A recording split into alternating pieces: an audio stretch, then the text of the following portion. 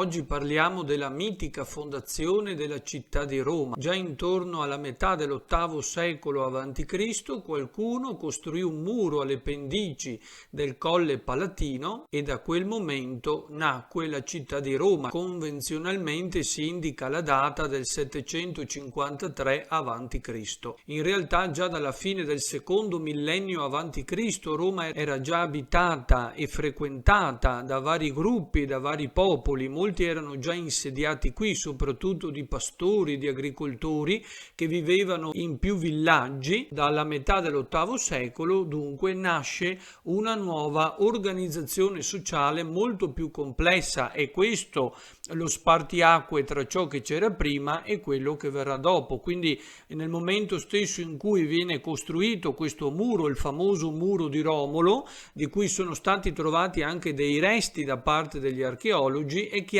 che in quel momento si cambia completamente tra l'organizzazione precedente e quella successiva. Che cosa c'è di vero nel mito? Che questi gruppi di persone, questi villaggi, queste società si fondono per necessità. Scopriremo che nel mito c'è sempre un fondo di verità, non tutto viene inventato. Perché scegliere uno dei 7 colli di Roma? Per quale motivo? La Roma antica nacque proprio su questi 7 colli, cioè sull'Aventino, sull'Esquilino, sul Palatino, sul Campidoglio, sul Viminale, sul Quirinale e sul Celio. Il luogo era ideale sotto vari punti di vista, innanzitutto per la sua posizione geografica, perché di fatto questa zona è proprio un punto di incontro tra due culture, cioè permetteva di mettere in contatto gli Etruschi a nord con i Greci a sud, dunque veramente un crocevia fondamentale nei rapporti commerciali tra i vari popoli. Poi per posizione geografica molto strategico, infatti essendo in posizione sopraelevata, queste popolazioni avevano la possibilità di difendersi dalle continue esondazioni del Tevere, ad esempio. Vicino a questi colli scorre il fiume Tevere, pertanto è una posizione strategica anche per avere un approvvigionamento continuo d'acqua. L'acqua è una risorsa fondamentale. Tutte le più grandi civiltà sono nate vicino a un fiume, pensiamo al Tigri e all'Eufrate, al Nilo. Potevano facilmente controllare le saline sulla foce del fiume Tevere, ma contemporaneamente erano anche abbastanza lontani per evitare gli attacchi navali da parte dei nemici. Tuttavia non è semplice ricostruire la fase arcaica della città di Roma, perché come ben sappiamo, gli antichi avevano una visione diversa della realtà e soprattutto un modo di intendere diverso per quanto riguarda la fondazione di una città. Per loro una città nasce con la sua fondazione, prima non esiste. Non è vero che fino al 753 a.C. non ci fossero già degli insediamenti umani, qui ci sono già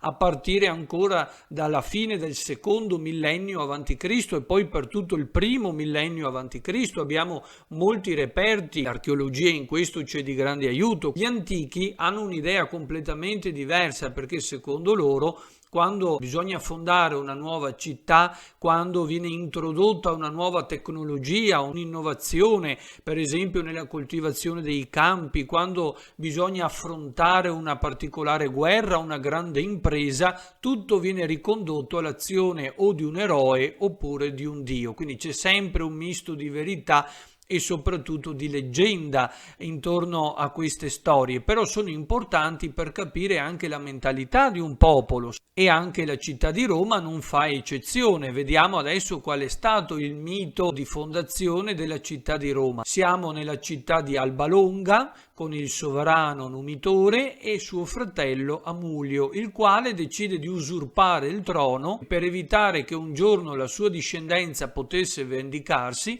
obbligò la figlia di Numitore, Rea Silvia, a diventare una vestale e quindi è costretta alla verginità perpetua, pena la morte. Tuttavia, grazie all'intervento divino, in questo caso del dio Marte, il dio della guerra, Rea Silvia rimane comunque incinta di Romolo e Remo, quindi nascono due gemelli, i quali vengono ovviamente uccisi per ordine di Amulio, quindi i due vengono messi in una cesta, abbandonati sul fiume Tevere. A causa dei loro vagiti, una lupa che era andata al fiume per abbeverarsi li sente e li salva e inizia ad allattarli, e poi verranno allevati dal pastore Faustolo. Notiamo subito l'analogia quindi tra i vari miti, perché già per esempio Mosè, colui che avrebbe condotto il popolo ebraico fuori dalla schiavitù dell'Egitto, anche lui venne messo in una cesta. Pensiamo ad esempio a Ciro il Grande, Ciro di Persia, secondo la leggenda fu allevato da un cane femmina. Non è un caso e non è insolito che nei miti di fondazione questi eroi vengano anche allattati da un animale, come la lupa nel caso di Romolo e Remo. I due fratelli poi torneranno nella città di Alba Longa, uccideranno Amulio e permetteranno a Numitore di tornare sul trono, però da questo momento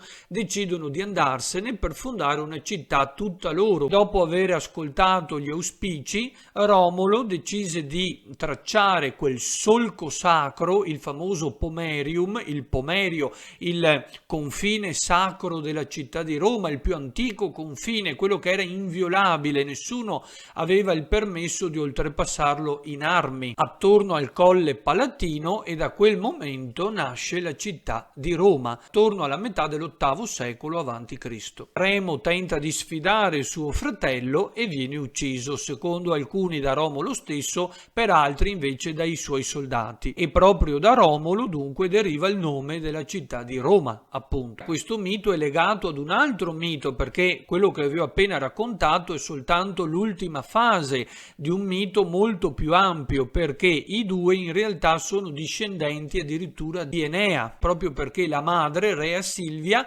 è l'ultima discendente di Enea, quel famoso eroe troiano che fugge dopo che la città fu presa dai greci grazie all'inganno del cavallo di legno di Ulisse, e appunto navigando arrivò nel Lazio per fondare una nuova città. Sposa Lavinia e fonda la città di Lavinium, appunto Lavinio, alla quale poi sorgerà la città di Alba Longa. Pertanto, secondo loro, i romani sono i discendenti di una principessa laziale, figlia di Re Latino, e addirittura di un eroe troiano che veniva dalla Frigia, quindi da una zona dell'Asia Minore. In realtà il mito contiene un fondo di verità, perché il fatto che Romolo e Remo siano i figli del dio Marte simbolicamente giustifica la vocazione bellica dei romani e giustifica anche la loro forza, la loro tenacia anche in battaglia, la loro grande abilità guerriera, e poi nell'aver anche sottomesso praticamente tutti i popoli che si affacciano sul mar Mediterraneo. Dal punto di vista storico, dunque, che un insieme di più villaggi ad un certo punto, per necessità, per difesa, ma anche perché poi si riconobbero, e vedremo poi in una storia e in alcuni antenati comuni, quindi si fusero insieme per dare vita a una nuova organizzazione sociale, dunque a una nuova realtà urbana completamente diversa e molto più complessa rispetto alla precedente. Noi abbiamo trovato anche i resti del famoso muro di Romolo, datato tra il 775 e il 750 a.C., e dunque in linea con la mitica fondazione che si fa risalire al 753 a.C.